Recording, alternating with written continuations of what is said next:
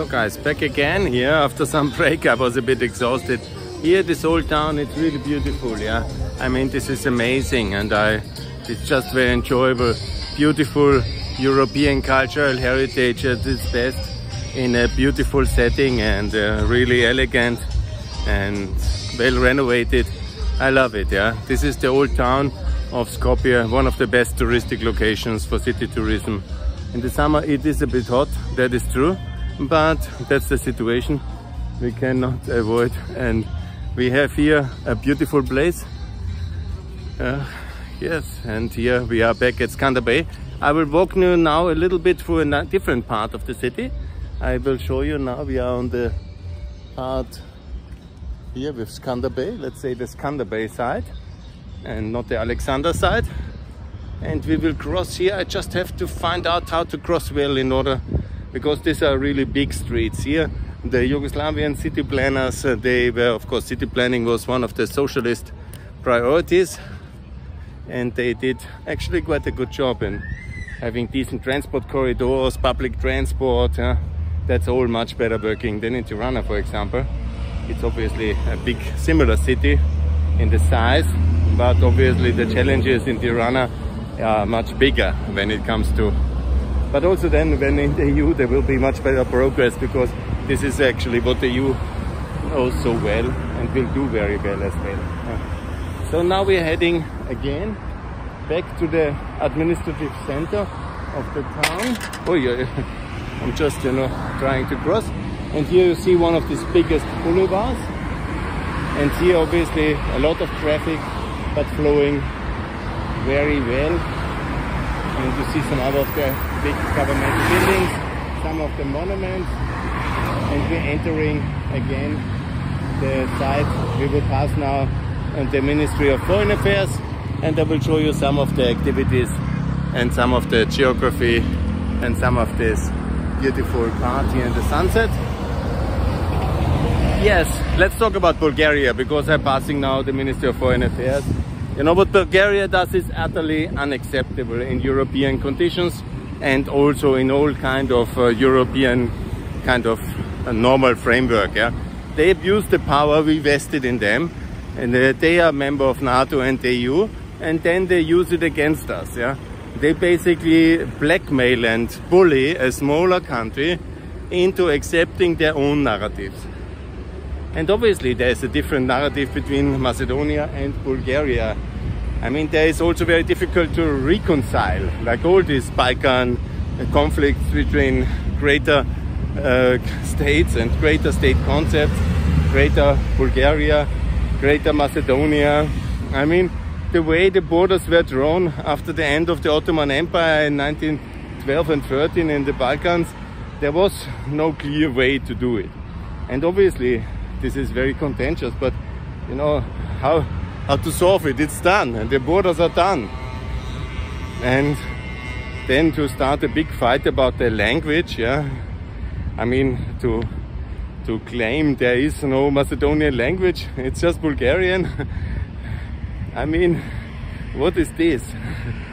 Obviously these languages are similar, like Serbian, Croatian, like Slovakian and Polish, and you know, there's a lot of similarities in Slavic languages, obviously, but you know, you cannot then impose your own let's say dialect as the one valid one, and the rest is just yours. No. The Bulgarians are in the wrong here. They should be a bit more grateful that we have accepted them. Yes, I really have to say, I personally campaigned for Bulgarian NATO and EU accession, and I start to regret it, because such a behavior, and that we tolerate it, you know, it's a country which has only subsidies received up to now. It is not the way to impose your own policy on us in that condition.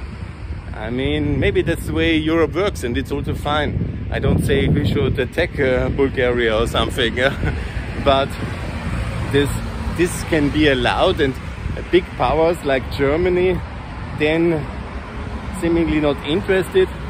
But if you're not interested in solving central issues, It's very, maybe the time has not come, but I think it's there now. The time for that is absolutely here now. And my personal patience is running out. I don't know the Austrian and German elite, if they think it's a cool thing to have Bulgaria imposing its policy on Europe. To my best knowledge, as far as I know the guys in Brussels, Berlin and Vienna, I think they really pissed up to maximum with that. Obviously, you know, I have made it many years. The Bulgarians, they try everything to get what they want. Yeah, it's a business position. They want to have the Schengen membership. Yeah? That's for the national prestige, and they have deserved it as well. You know, the problem is that seemingly we are so paralyzed as well that we cannot give Bulgaria. And when we have given now the euro, they will join in 2023, and they are now in EMR. But somewhere the motor is stuck in Brussels. I think there's nobody sitting at the wheel.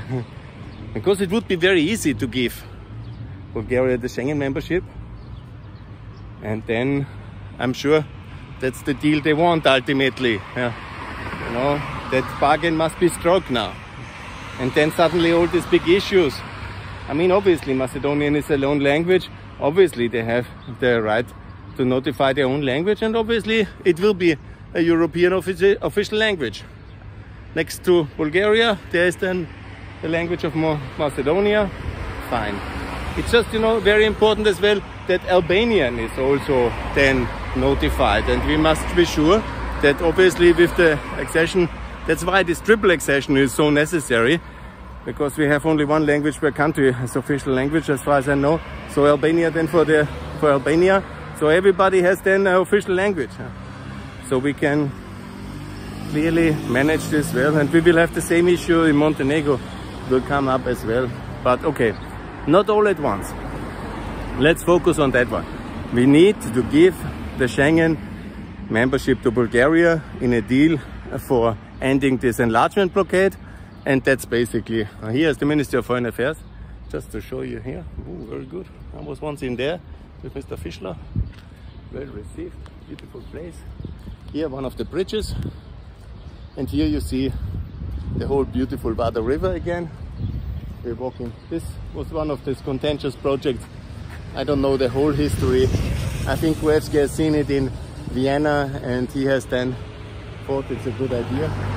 Beautiful sunset atmosphere here in Macedonia, the Vardar River. It was some idea of a kind of a channel to be built. I don't know what happened to that one, but I think it won't be. But it's beautiful, and see a lot of people making sports along the sides of the Vardar River. That's really beautiful. I'm actually on the search for the central bank, because I obviously want to call for the euro. I'm not sure I find it now. It's not so easy to get the orientation. I know the city quite well, but it's, of course, you know, I've not been now for 5 years. To find all the institutions is not so easy, but Google Map makes it possible, so I will find it. So here, obviously some place to visit, beautiful and amazing, and I recommend it very much. So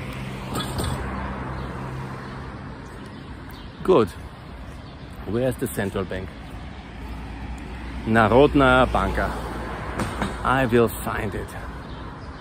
Good.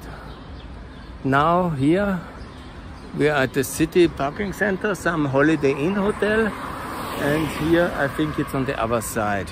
I think I will leave you for now after a short overview about the Bulgarian situation, and making it very clear, I call for Bulgaria to join the Schengen zone, the Germans to get a grip, make the deal, get Bulgaria into Schengen, and Macedonia to start the EU accession. It's not so complicated actually. I say it the whole year already, but okay, somehow nobody is listening. Good guys, more to come after I found the central bank. Bye for now.